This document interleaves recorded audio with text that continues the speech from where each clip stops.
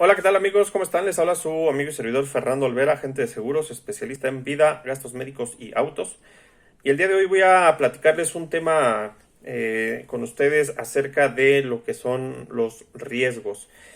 Estos temas de aspectos generales, cuando uno va a hacer su examen a la Comisión Nacional de Seguros y Fianzas, es parte de los aspectos generales que te preguntan y califican para efecto de poder entregarte la cédula de agente de seguros.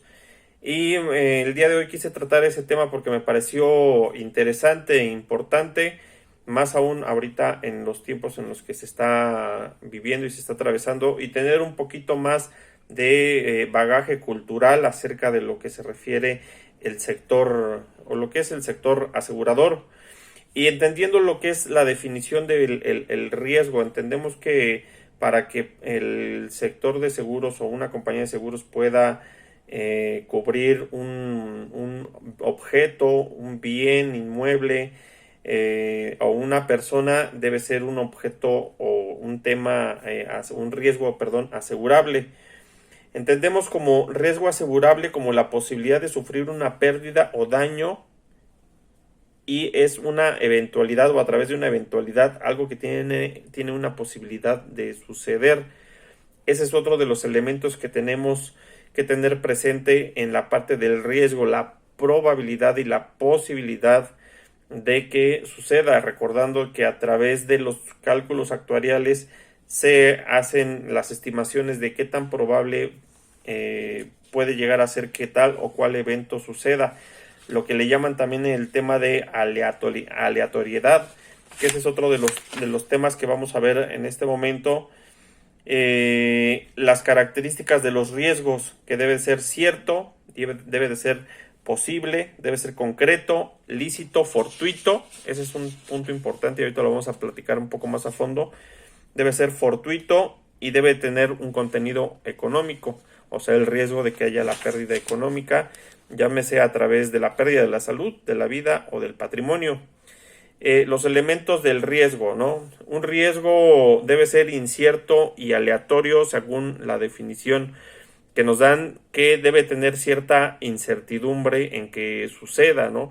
Jugamos con esa parte en la cual puede que sí o puede que no suceda, y vamos a tocar ahorita los puntos acerca de cuáles son las reacciones que toma el ser humano frente a los riesgos.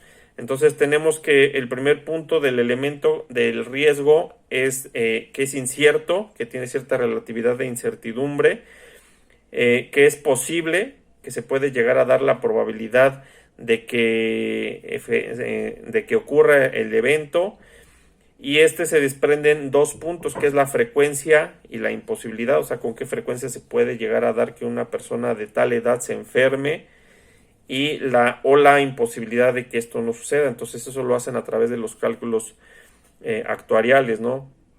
El otro punto es que debe ser concreto, que dice que puede ser analizado o valorado desde dos puntos de vista, ¿no?, de la aseguradora, que uno es cualitativo, relacionado con el valor estimado cuando llegan a hacer las valuaciones a los bienes inmuebles, a los vehículos, o en el tema de vida o de gastos médicos, cuánto es el monto de aportación que se tiene que pagar en cuanto al tema de prima para poder calcular, ¿no?, en base a con la compañía de seguros, cuánto es o qué probabilidad hay de que suceda ese siniestro o ese evento, de que un grupo de personas de cierta edad se enfermen o fallezcan. En el tema del fallecimiento le llaman la tabla de mortalidad, ¿no?, que ya están calculados cuántas personas fallecen a ciertas edades.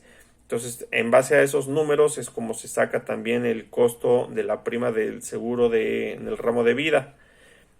En la parte de que sea lícito, dice no de ir en contra de la legislación. Estamos hablando de que ahí entrarían que no se pueden asegurar objetos, ¿no?, cuando ya desapareció el riesgo, es decir, cuando ya se robaron el coche, cuando ya chocó o se siniestró, o cuando ya está enferma la persona.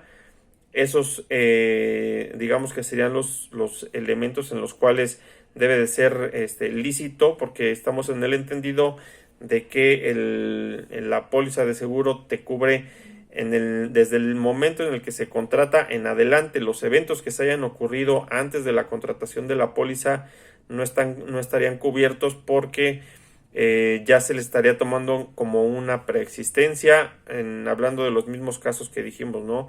Que ya esté enfermo o enferma la persona, que el vehículo, hablando de autos, ya haya sido robado o ya haya sido siniestrado, que la fábrica ya se haya quemado, etc. Todo que cuando ya haya sucedido el siniestro o el evento, pues queda fuera por las razones que ya les comenté. Que debe ser fortuito, debe de provenir de un acto o un acontecimiento ajeno a la voluntad humana de producirlo. Esto es uno de los elementos también que mencionamos como un accidente, ¿no? Que el accidente debe de ser un evento súbito, fortuito, violento, externo, ajeno a la voluntad de las personas, ¿no? Eso es lo que se entiende la definición de accidente. Y que tiene que tener un contenido económico. La realización del riesgo ha de producir una necesidad económica que se satisface con la indemnización correspondiente, ¿no? Entonces esto ya es al final, ya cuando se indemniza a través de tener un valor económico. Ahora bien, ante estos riesgos tenemos actitudes que el ser humano puede tomar frente a los riesgos. Dice: siempre que el individuo se ha visto amenazado por los riesgos, ha tenido diferentes respuestas y actitudes ante ello con el objetivo de salvaguardar el patrimonio.